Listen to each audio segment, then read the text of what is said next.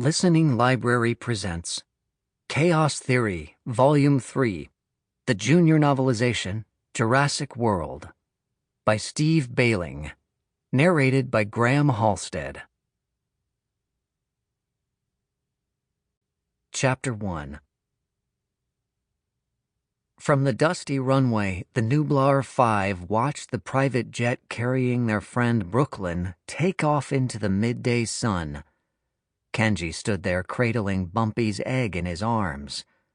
"I can't believe it," Darius said. That was really Brooklynn. She's alive. I mean, I'm massively confused, but she's alive." As far as Darius knew, Brooklynn had perished months ago in a deadly dinosaur attack. He was supposed to have met her that night.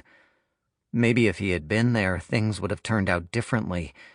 But he hadn't been there, and he'd been carrying the guilt with him ever since. "How is this possible?" Yasmina asked. "Maybe she was in on it all along," Kenji said bitterly. "She did just leave with the broker."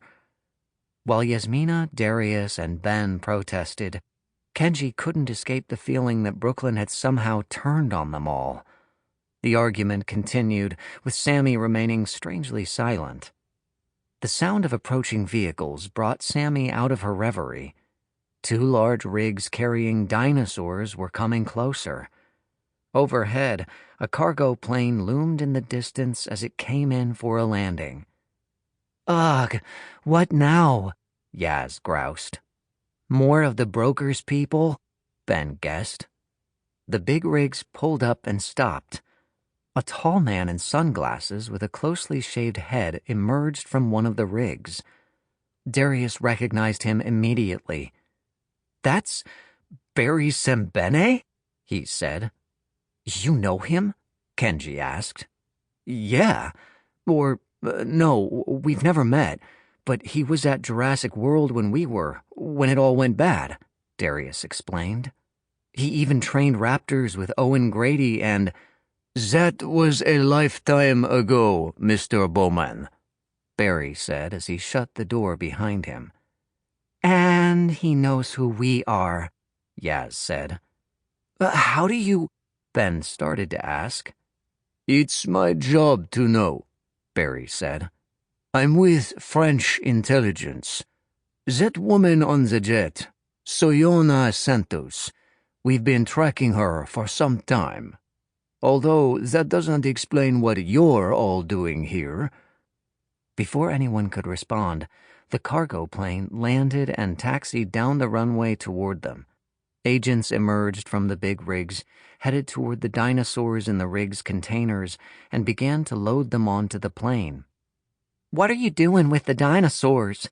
Sammy asked. "You don't know anything about why they're here?" Barry replied. When no one responded, Barry said, "Stay put."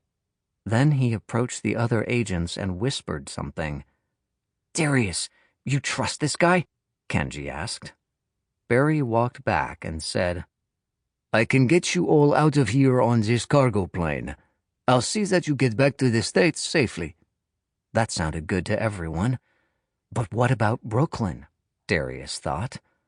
He gave his friends a look. No one exactly trusted Barry, but nobody had a better idea of what to do either. "Ready when you are," Darius said, as the Nublar 5 boarded the cargo plane. They had been in the air for at least a few hours without incident. From the massive cargo hold where they sat, Darius stared at a container that was hauling an injured Kentrosaurus. Barry had said that the dinosaur was stable, but needed help. "We're at cruising altitude," Barry said from the cockpit. "It'll be a few hours until we land, so sit tight. I'll let you know when we're getting close." "Sure, not vague at all," Kenji said. "Kenji's right. We should be careful around that guy," Ben said, backing up his friend. Yet Kenji didn't want Ben to agree with him. He was still angry with Ben. It seemed that Ben had known for some time that Brooklynn was still alive, but had neglected to tell the others. Of course, Ben said that Brooklyn had told him not to say anything to anyone, but Kenji didn't understand why Ben had to listen to her. Things were frosty between the two friends. Meanwhile, Yaz noticed that her girlfriend was unusually quiet. "Do you want to talk about?" Yaz started to say.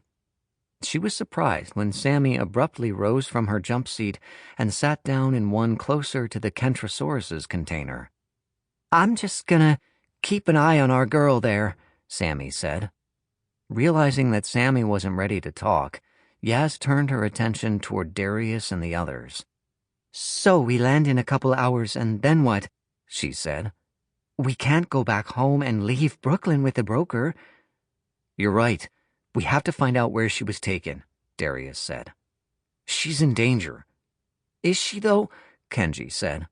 "She got on a plane with the person who hired someone to kill us.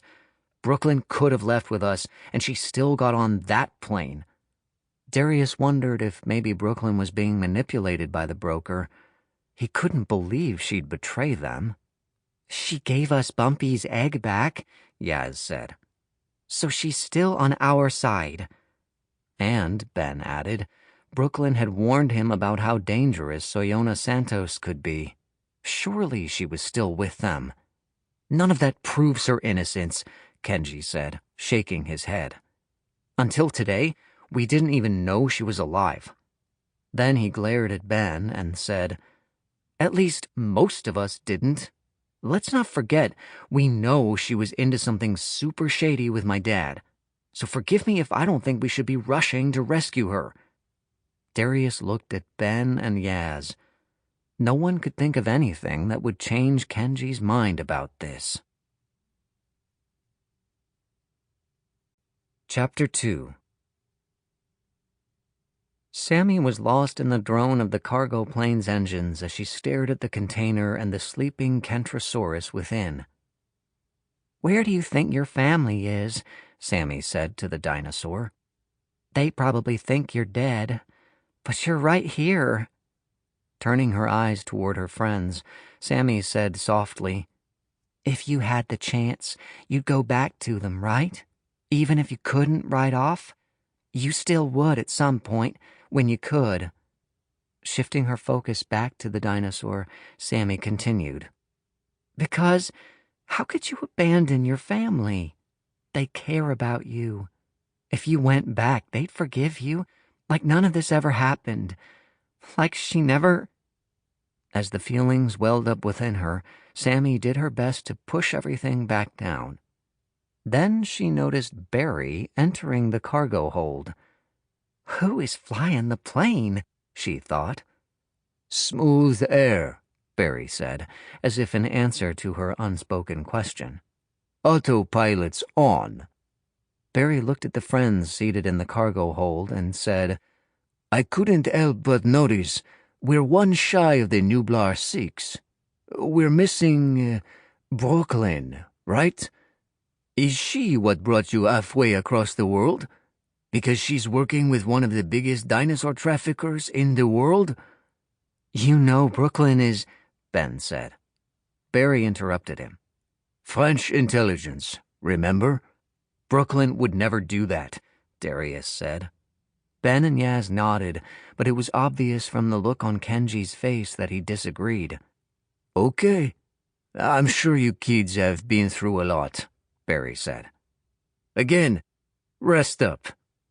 As Barry headed back to the cockpit, Kenji asked, "How long before we land in the States?" "Munich first," Barry said.